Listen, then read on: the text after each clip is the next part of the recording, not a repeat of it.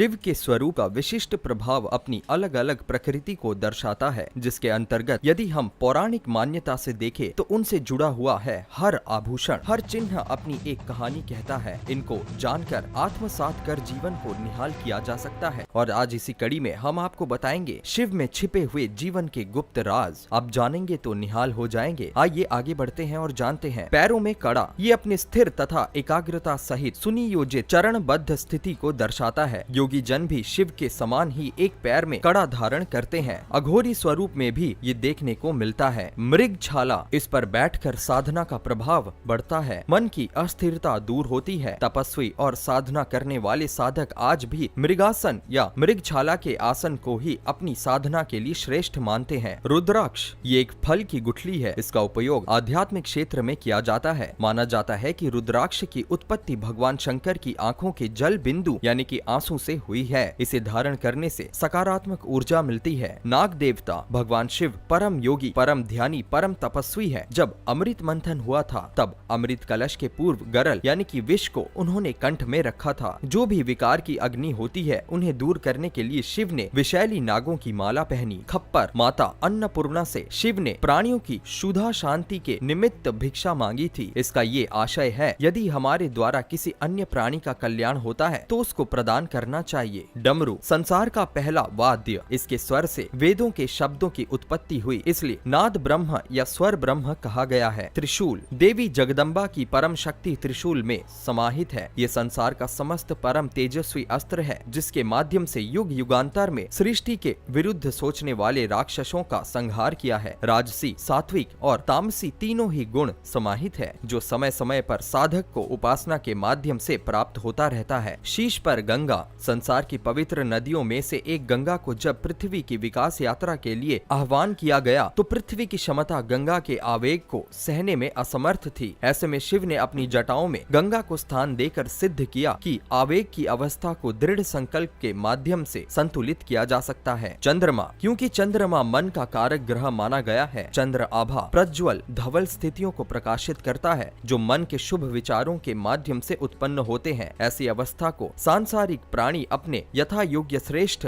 विचारों को पल्लवित करते हुए सृष्टि के कल्याण में आगे बढ़े। शिव को प्रिय है पंचामृत, भस्म, विजया, अर्क आंकड़ा का फूल, बेलपत्र, धतूरा। तो दोस्तों ये है शिव में छिपे हुए जीवन के गुप्त राज। दोस्तों ये वीडियो आपको कैसी लगी हमें कमेंट के माध्यम से अवश्य ही बताएं।